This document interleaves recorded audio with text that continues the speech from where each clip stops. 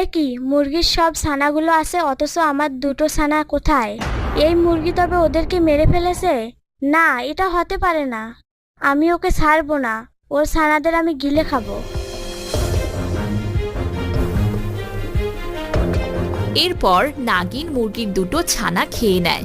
তখনই গর্ত থেকে নাগিনের দুই ছানা বেরিয়ে আসে।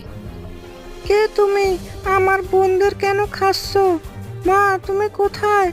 তাড়াতাড়ি এসো। দেখো, সর্বনাশ হয়ে গেছে। বোনদের উপর শত্রু আক্রমণ করেছে। তোরা বেঁচে আছিস আর মাকে চিনতে পারছিস না? মাকে শত্রু বলছিস? আমি হলাম তোদের মা।